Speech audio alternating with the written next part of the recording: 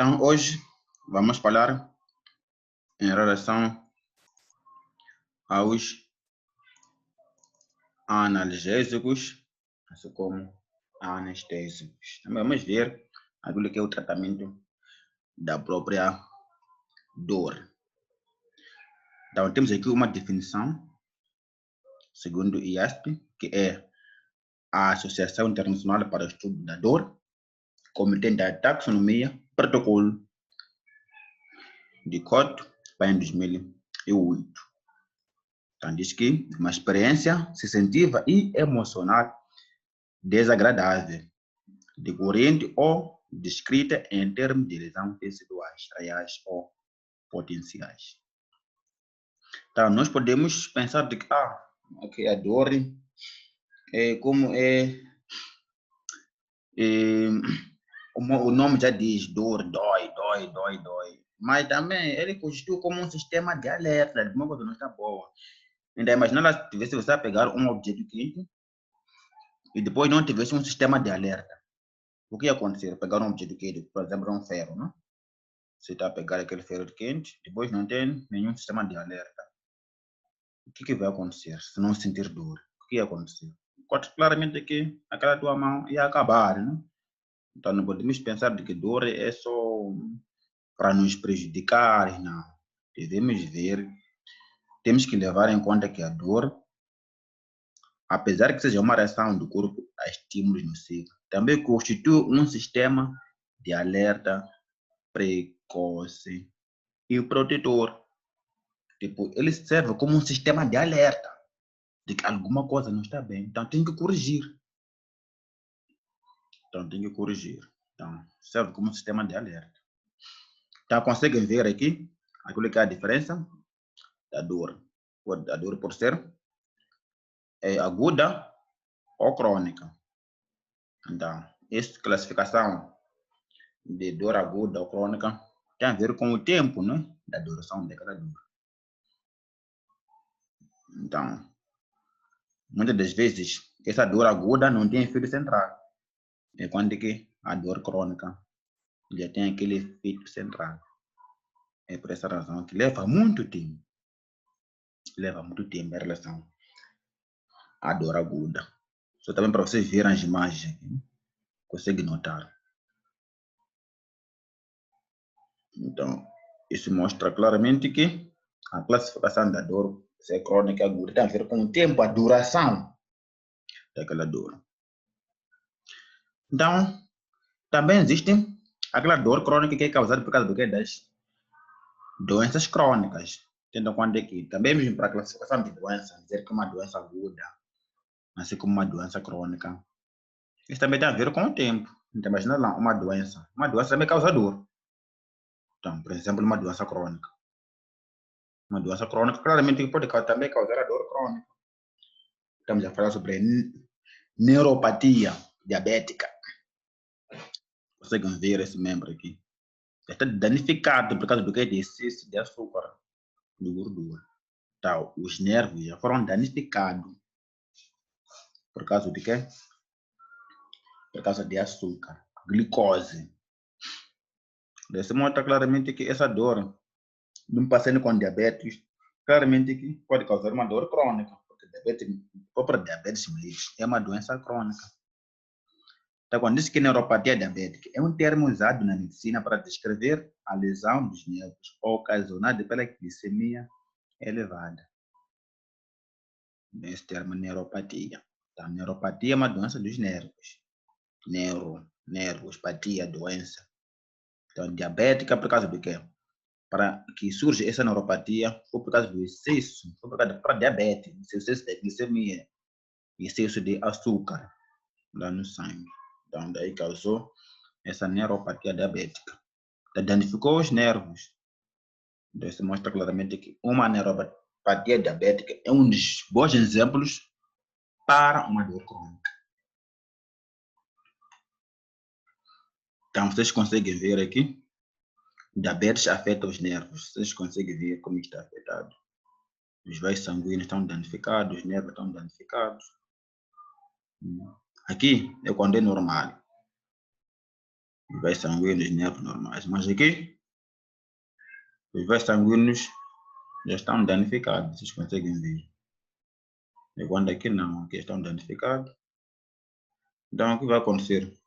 Os nervos podem murchar. Podem murchar. Então, é complicado. Então, diabetes pode danificar os nervos e causar neuropatia. Daí o termo neuropatia diabética. Então, vamos agora naquele que é o tratamento da dor. Para nós podermos tratar a dor, existem dois grupos muito fundamentais dos medicamentos. Então, temos lá os analgésicos não opioides e assim como os analgésicos opioides. Então, aqui, dou uma comparação. Do tipo, os analgésicos não opioides, eles não são mais fortes em relação aos analgésicos opioides, mas os analgésicos não opioides, ele tem vantagem. Por causa do quê? Eles não causam aquilo que é a dependência. Vamos ver aqui. Embora os anti-inflamatórios não esteroides sejam menos eficazes do que os opioides no alívio da dor, eles não causam tolerância e nem dependência física como fazem os opioides. Então, o que acontece? Os analgésicos não opioides, estamos a falar sobre o paracetamol, diclofenac, ibuprofeno, esses medicamentos não causam tolerância nem dependência. É quando que os analgésicos opioides, eles podem causar, por exemplo, morfina, codeína, então, petidina, tramadol.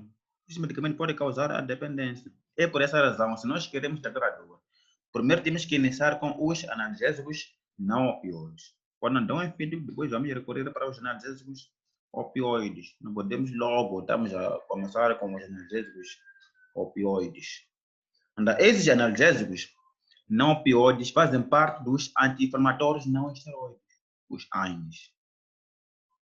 Então, existe aquilo que é a escala daquilo que é o tratamento da dor, segundo a OMS, segundo a Organização Mundial da Saúde. Então, primeiro vamos começar com os analgésicos e anti-inflamatórios. Demais, drogas adjuvantes. Droga adjuvante, temos a falar sobre a amitriptilina, é uma droga adjuvante. Então, isso aqui faz parte do primeiro nível. Segundo, vamos encontrar os opioides fracos. Esses opioides fracos temos lá a situação de codeína, tramadol, são opioides fracos. Podemos associar com os analgésicos e anti-inflamatórios, por exemplo, diclofenac com paracetamol, ou como exemplo, codeína mais paracetamol, pode se associar. Codeína é um opioide fraco, similar ao paracetamol é um analgésico. Podemos associar também codeína com diclofenac, mais droga adjuvante que é a amitriptilina. Depois, opioides fortes. Os opioides fortes, vamos falar sobre morfina. Morfina é um opioide forte. Tá? Podemos juntar com analgésicos e anti-inflamatórios, mais drogas adjuvantes. Tá? Mas nunca nós podemos juntar os dois opioides fracos, assim como os dois opioides fortes. Também nunca podemos juntar opioide fraco mais opioide forte. Só aceita juntar um opioide fraco com este grupo dos anti-inflamatórios não esteroides. Ou pode juntar os opioides fortes com este grupo aqui dos analgésicos e anti-inflamatórios. Mas aqui não pode juntar com aqui. É mais ou menos isso. Então, vamos lá ver aquilo que é o mecanismo de ação dos anti-inflamatórios não esteroides, ou seja, dos analgésicos não opioides. Então, em primeiro lugar, temos que recorrer àquilo que é a teoria celular. Então, na membrana celular, nós conseguimos ver aqui, contém aquilo que são os fosfolípidos, né? Onde contém lá o ácido araquidônico. Então, o ácido araquidônico, através da ciclooxigenase, temos aqui COX-2 e COX-1. Então, COX-1 significa que esse é uma enzima, ciclooxigenase. tem uma enzima constitutiva. Então, é quando que o COX-2 é uma enzima de indução. Aqui, quando diz constitutivo, é uma enzima que leva com que haja a proteção. Ele produz as prostaglandinas. Essas prostaglandinas são responsáveis pela proteção da mucosa gástrica. É quando que aqui COX-2 tem função indutora, porque vai produzir as prostaglandinas, então capazes de causar a dor, a inflamação e a febre. Então, é através dessas enzimas aqui. Para que haja formação de prostaglandina, é graças à ciclooxigenase. Tanto 1 assim como 2. Então, quando nós estamos a dar os anti-inflamatórios não esteroides, é muito mais para inibirmos o COX-2. Mas o que acontece? Esses medicamentos não são específicos. Eles não são seletivos. Eles também bloqueiam tanto o COX-1 assim como o COX-2. Ou seja, bloqueia tanto a ciclooxigenase 1 assim como a ciclooxigenase 2. É por essa razão, se nós damos de forma excessiva, por exemplo, diclofenac, ele pode causar aquilo que é úlcera péptica, pode causar gastrite, por causa do que? Se haverá inibição da produção de prostaglandinas. Então, essas prostaglandinas produzidas pelo COX-1 é responsável pela proteção da mucosa gástrica. Então, a mucosa gástrica automaticamente fica desprotegida.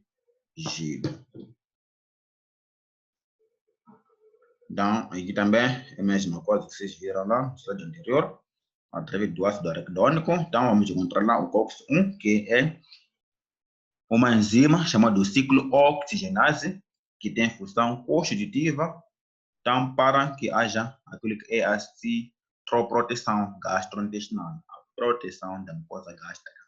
Depois temos aqui a COX-2, que é ciclooxigenase 2, também produz as prostaglandinas, mas são responsáveis pela indução da inflamação, da dor, assim como da febre. Então, quando estamos a dar aquilo que são os anti-inflamatórios não esteroides, é muito mais para nós podermos cortar esse COX-2, inibirmos o COX-2.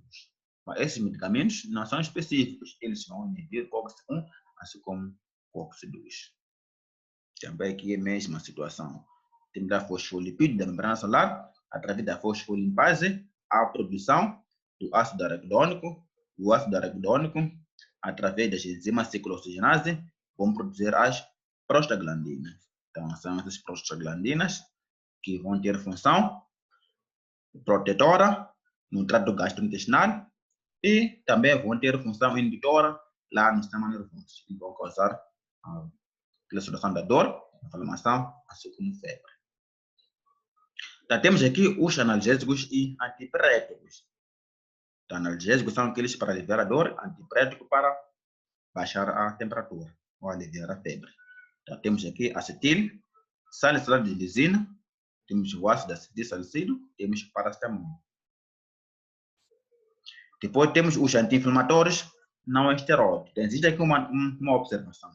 Para que um fármaco seja um anti-inflamatório não esteroide, tem que ter 3 propriedades principais, que é analgésica, antipirética e anti-inflamatória.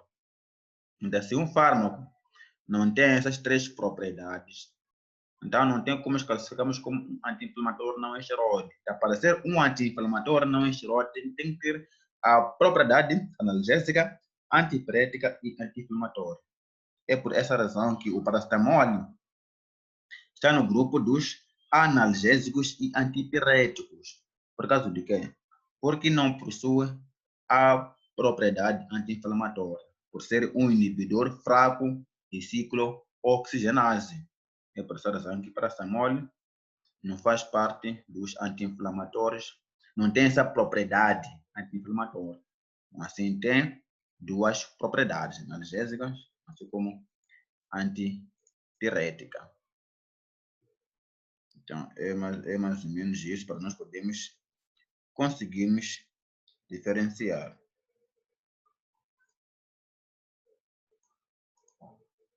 Então, aquilo que eu falei aqui,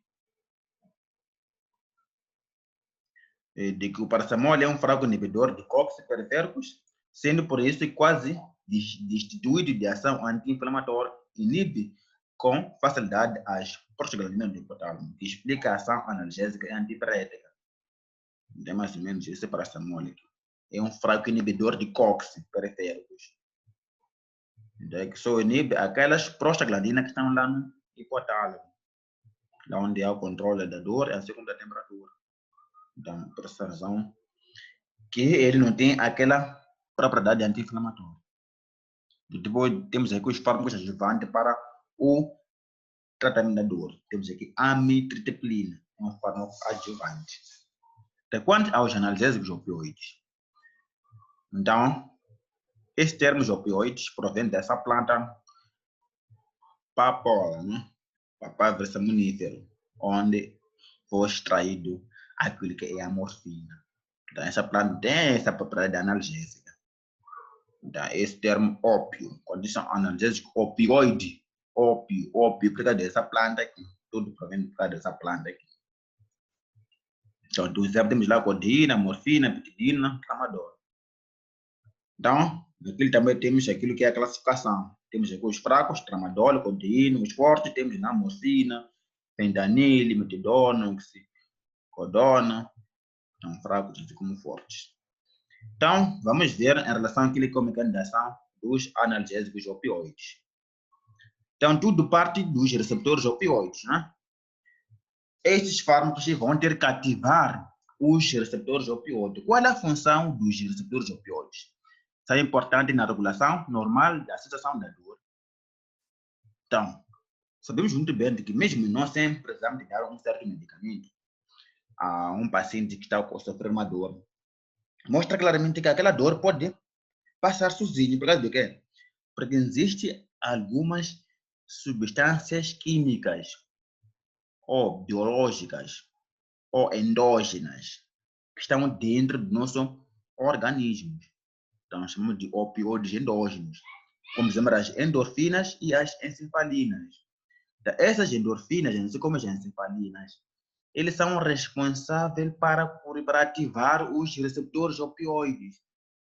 Então, ativar esses receptores opioides mostra claramente que haverá regulação da dor. Eles vão conseguir controlar a dor. É por essa razão que quando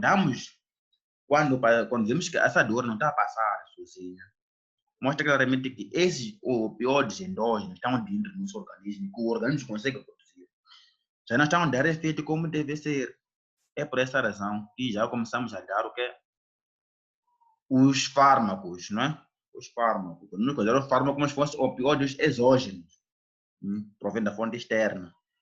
Então, estamos a dar morfina, codeína. Então, isso mostra claramente que morfina, assim como codeína, vai ser o quê? Vai ser agonista dos receptores opioides, vai ativar esses receptores. Ativar os receptores mostra claramente que haverá o controle da dor. Então, conseguimos ver aqui os opioides onde que atua. Está aqui na extremidade do neurônio. Então, quando atua esses opioides, haverá o quê? Haverá congelamento, vai causar aquele que é congelamento, haverá afastamento dos neurônios. Então, não haverá aquela que é a transmissão da dor. Então, isso mostra claramente que vai cortar, vai congelar os neurônios. Então, por causa do quê? Desses receptores opioides. Então, além disso, também vai inibir com que haja entrada de cálcio. Sabe muito bem que o cálcio ele causa aquilo que é a contração. Está causando contração, também isso pode influenciar naquilo que é o impulso nervoso. Então, também haverá a diminuição da liberação da dopamina, assim como da serotonina. Isso mostra claramente que os analgésicos opioides podem bloquear a entrada de cálcio, assim como baixar a libertação ou a liberação da dopamina, assim como da serotonina, são os neurotransmissores responsáveis pela transmissão de impulso nervoso. Então, temos aqui aquilo que são a cefaleia, não? Cefaleia, que são dor de cabeça. Não? A cefaleia dor de cabeça. Então, cefaleia ou cefalgia é uma dor de cabeça, um mal-estar físico caracterizado por dores na zona da cabeça, de um modo difuso ou localizado, cujo origem pode ter diversas causas. Então, conforme você falei, é uma dor específica na cabeça. Então, podemos classificar em primárias, assim como secundárias. Então, como nós podemos diferenciar? É sempre essencial diferenciar a cefalia primária da secundária. Então, muitas das vezes, a primária, a dor de cabeça é a dor em si mesmo, não é causada por outras doenças. Por exemplo, para enxaqueca, não? Enxaqueca é uma dor unilateral. É diferente da cefalia secundária, que a dor de cabeça é a dor por causa de outra coisa, ou por causa de outras doenças. Por exemplo, a malária. A malária pode causar cefaleia. Então, a dor que é causada por causa da malária mostra claramente que é uma dor, uma cefaleia secundária. Então, vamos lá ver aqui, cefaleia primária, dor de cabeça unilateral, de forma unilateral. A dor de cabeça, a dor de cabeça é a doença em si, e não um sintoma de outra doença. Tipo, quando uma cefaleia primária, a dor de cabeça é uma doença em si mesmo, mas não, tipo, vocês conseguem ver, a dor de cabeça é a doença entre si, e não o sintoma de outra doença. Então, isso mostra claramente que é uma cefaleia primária. A dor de cabeça é em si mesmo, mas não um sintoma de outra doença. Quando alguém está com malária, se está com dor de cabeça, é por causa de quê? Por causa daquela malária. Então, vocês conseguem ver aqui sinusite, cefaleia sem salva, sinusite, dor atrás do osso, sobrancelhas ou massas do rosto. Quando cefaleia sem salva, a dor se concentra ao redor do olho. Esse nome é cefaleia em salva, por causa do quê? Dor se concentra ao redor de um olho. Então, por tensão, grande pressão na cabeça, grande pressão arterial na cabeça. Depois temos aqui aquilo que é a enxaqueca, não? Por causa dor, náuseas e alterações visuais. São alguns sintomas. Então, temos aqui a situação de sinusite. Então, cefaleia secundária, uma infecção pode causar. A dor de cabeça é um sintoma de outra doença. Por exemplo, uma dor de cabeça que é causada por causa de infecção, tumor cerebral, resfriado, AVC, pressão alta, trauma, uma pancada. Essa dor de cabeça é um sintoma de outra doença. Tem cefaleia secundária. Então, alguns medicamentos que podemos usar para tratamento dessa enxaqueca, temos lá ergotamina e cafeína. Indicação cefaleia vascular e enxaqueca, temos lá matriptano, em tratamento de enxaqueca aguda. Então, se nós queremos tratar aquela enxaqueca, claramente que vamos iniciar com os anti-inflamatórios não esteroides. Podemos iniciar com alguns analgésicos, né? Paracetamol é um analgésico. Ou ANs. Aqui estamos falando sobre diclofenac, ibuprofeno, ergotamina, depois cafeína. Então, pode-se combinar um analgésico anti-inflamatório não esteroide com ergotamina, se necessário. Exemplo, paracetamol mais ergotamina. Podemos combinar. Tá, para a profilaxia de enxaqueca, pode-se usar a amitriptilina, tendo em conta que é uma droga adjuvante, tá? Ou com propranolol. Então, para a amitriptilina, podemos iniciar com consistente, são uma dose de 10 a 105 mg por dia. Propranolol, iniciando com 20 a 40 mg de 2 em 2 horas. Vamos ver agora os anestésicos. Então, os anestésicos temos os locais, assim como os gerais. Então, os locais, anestésicos locais são fármacos que inibem os processos de excitação e de condução dos nervos periféricos e são usados para provocar insensibilidade dolorosa. Tem muito mais para pequena cirurgia. Não vamos usar muito mais para pequena cirurgia. Só para vocês verem, condução dos nervos periféricos não chega a direto nos nervos centrais, porque ele não deprime aquilo que é o sistema nervoso. Então, podemos usar para aquela situação de pequena cirurgia, não para grande cirurgia. Então, vamos lá ver aqui, por exemplo, aqui estamos a ver o mecanismo de ação de alguns anestésicos locais. Então, podemos ver aqui, para nós podermos perceber aquilo que é o mecanismo de ação, dos anestésicos locais, temos que lembrar a teoria de potencial de ação, a geração de impulso nervoso. Sabemos muito bem de que no meio extracelular nós encontramos iodo de sódio e no meio intracelular nós encontramos o potássio. Então, quando o sódio entra dentro da célula, isso pode causar o quê?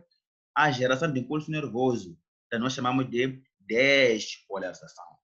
Quando nós temos concentrações normais fora da célula, que são controladas pelo íon de sódio, e depois temos concentrações normais de potássio dentro da célula, que são controladas pelo potássio, nós chamamos de que a célula está num estado normal. O estado normal de uma célula podemos chamar também de estado de repolarização. Então, se por acaso haver troca, ou seja, o sódio entrar lá dentro, haver a abertura dos canais de sódio, o sódio entrar lá dentro, o potássio vai sair. Então, isso causa aquilo que é a inversão da célula.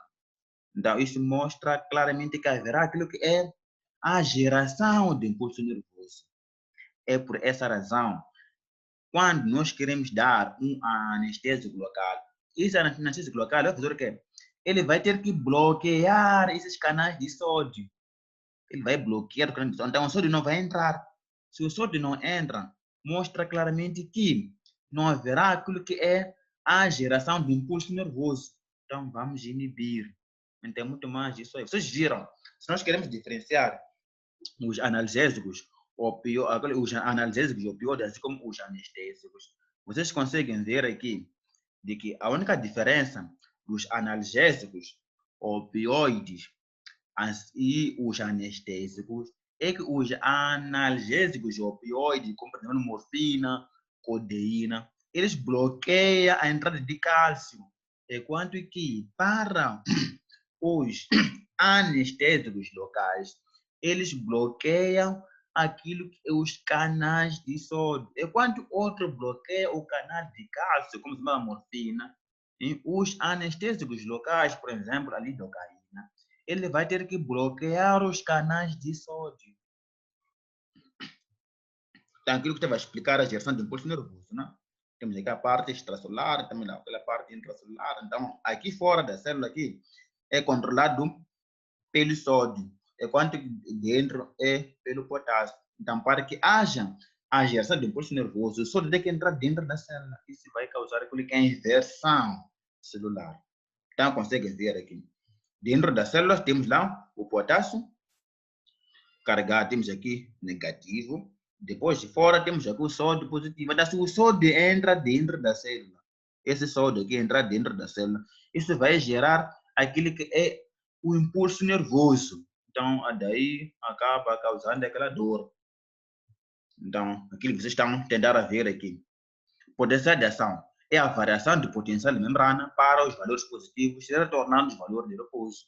Então, vocês conseguem ver aqui. Quando falamos sobre despolarização, então, significa que é onde há geração de impulso nervoso, onde o sódio entra dentro da célula, o potássio sai para fora da célula.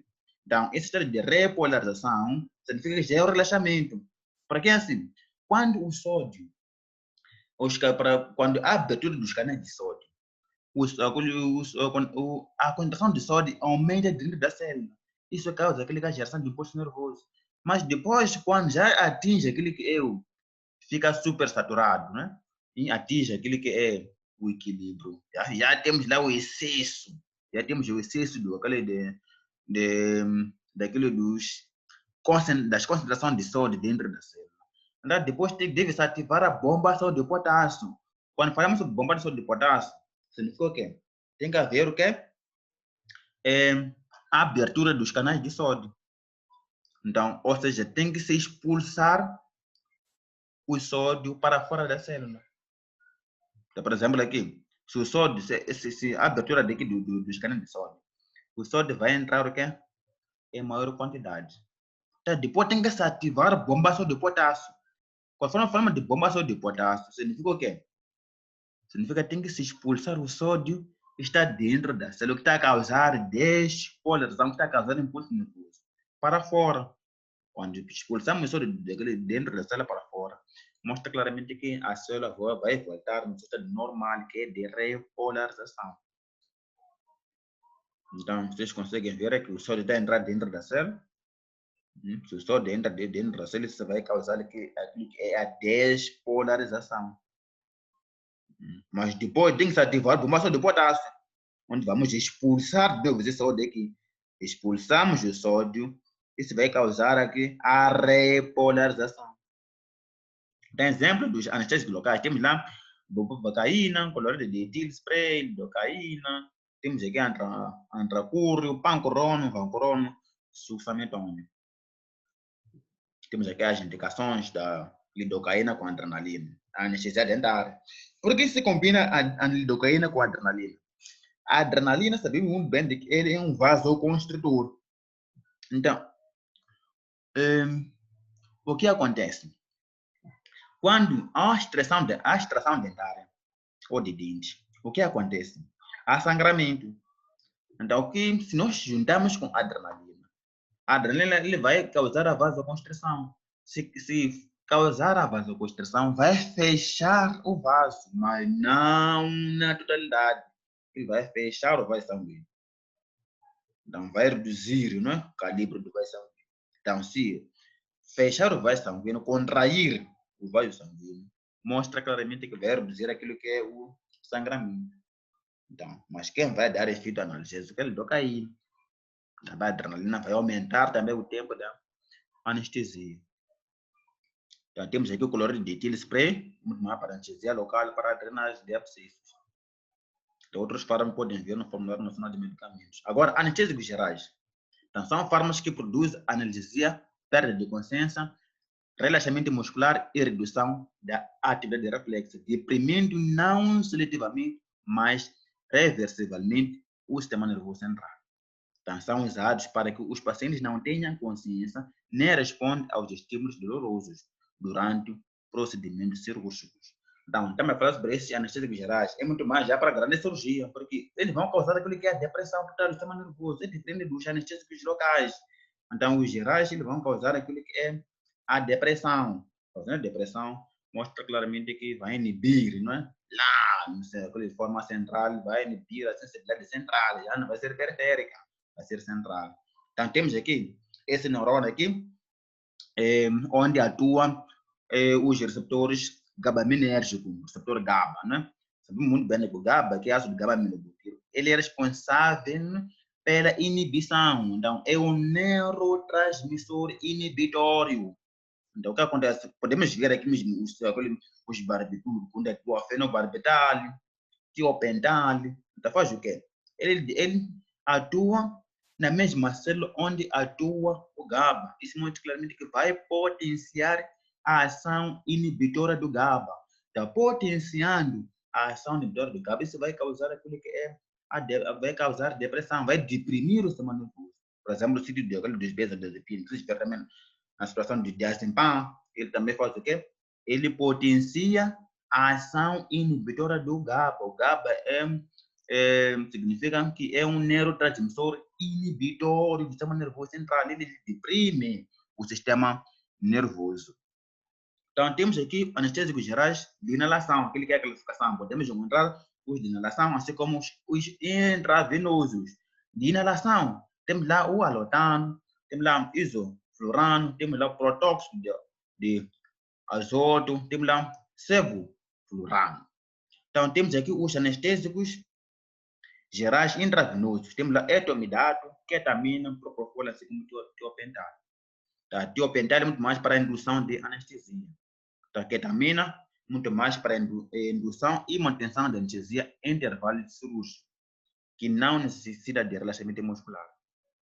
Temos aqui dose de indução, assim como de manutenção. Então, outros anestésicos gerais podem consultar no formulário nacional de medicamentos. Depois temos aqui casos clínicos que podem resolver, como já tem a parte teórica.